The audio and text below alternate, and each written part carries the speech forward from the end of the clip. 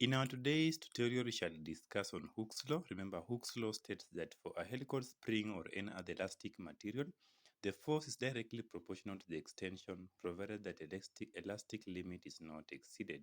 Using this question here, the diagram below shows four identical springs, each of spring constant 200 Newton per meter, supporting a 200 grams mass. We have here spring A and spring B that are in parallel, then spring C and D that are in series, supporting this mass of 200. So if the springs and the rods have negligible weight, we want to see how do you determine total extension.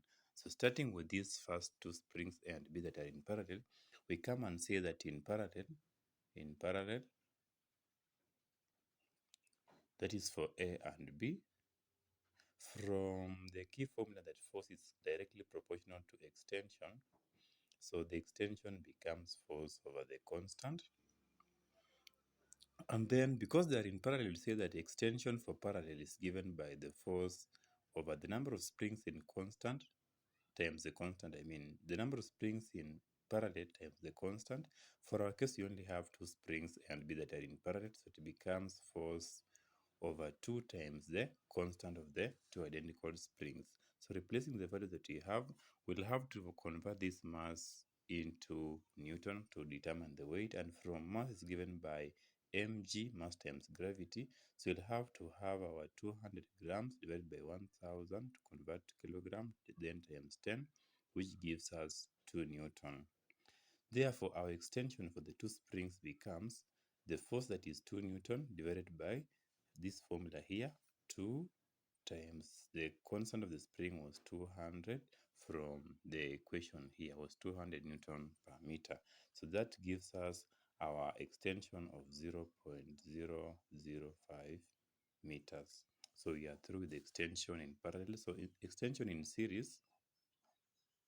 In series, we have these two springs here and D that are in series. So extension will be given as force over, that is normally 1 over the number of springs in series, then times the constant. So you have two springs again, so it becomes force over 1 over 2 springs times the constant.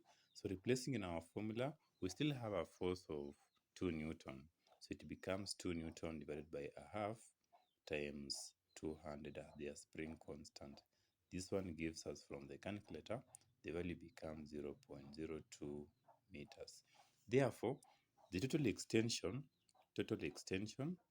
becomes the extension in series, which is 0.02, plus extension in parallel, which we have found to be 0.05, so 0.005, which gives us a total extension of 0.25 meters. That is the first way. So you want to see the second way of finding it, which is from force is equals to Ke again. So extension of one spring will be given by the force over the constant. And from our force, remember these springs have no weight from the key statement here. They are weightless. So if they are weightless, they are all experiencing the same force of 2 Newton. So it becomes the force of 2 Newton over the constant of the spring, which is 200, and that gives us an extension of 0.01 meters. That means that each spring that is independent will extend a total of 0.01, but these ones are in parallel. So if they're in parallel, so in parallel,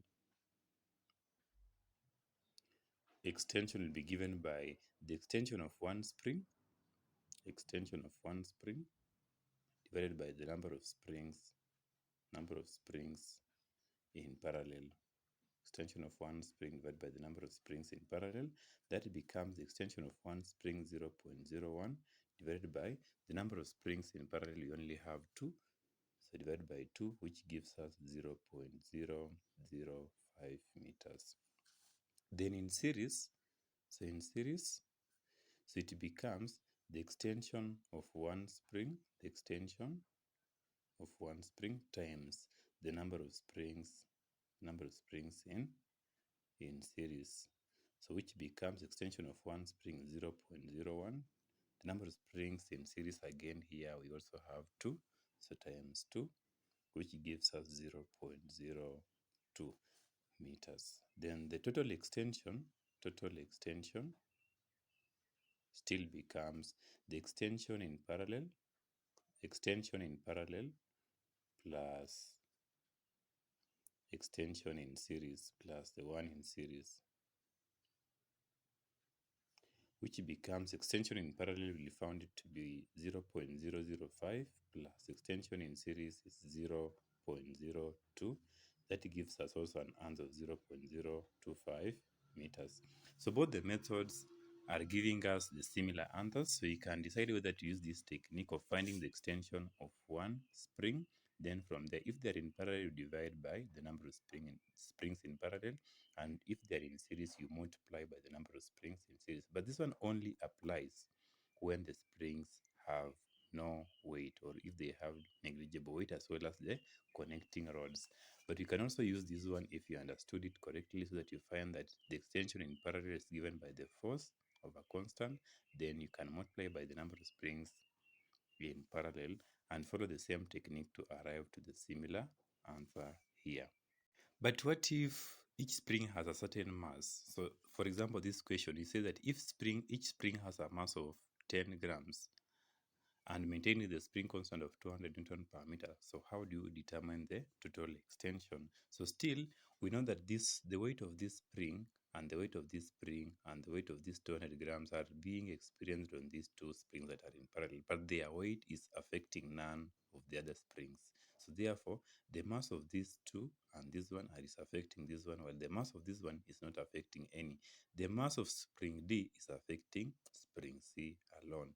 But remember, the rods, we have not been given their masses, therefore we still take it to be negligible. But if it had some mass, then the mass of this rod will be affecting this one, the mass of this rod will be affecting spring C, while the mass of these ones and the other springs will not be affecting spring D. So let us try and find out the total extension. So starting still with parallel, so parallel, which is A and B, is only experiencing the mass of C, D, and this one. So therefore, the force experienced is the 2 Newton plus each one has a mass of 10 grams, 10 grams. So if you add, it gives you 0.2 Newton in terms of conversion. So from there, extension is given as force over the constant. So because they are 2, you still maintain the formula. So it becomes 2.2 divided by the extension is 2 times 200 because they are in parallel, which gives us an answer of 0.01 Newton. So checking from the calculator, this is supposed to be 0.0055 meters. Then for spring C, I've said it's experiencing the mass of this one. So it becomes extension is equals to the force, which is the 2 Newton plus 0.1 over its constant is 200 because it's independent, and that gives us 0.0105 meters. Then the spring D is experiencing only this 200 mass. It's not affected by the other mass above it. So it becomes for spring D is equals to 2 divided by the spring constant, which gives us 0.01 meters. So therefore, this spring D is spring C, this is spring A and B, A and B, A and B. Then the total extension becomes the extension of spring A and B, which is 0.0055, plus extension of spring C, which is 0.0105, plus extension of spring D, which is 0.01, which gives us a total extension of 0.026 meters. So therefore, the key point to note is that when they have their different masses, or if the springs are of some weight, so you calculate it depending with the how weight is affecting each spring. If you have any other question or a topic you want us to discuss, simply drop it in the comment section. Otherwise, thank you for watching today.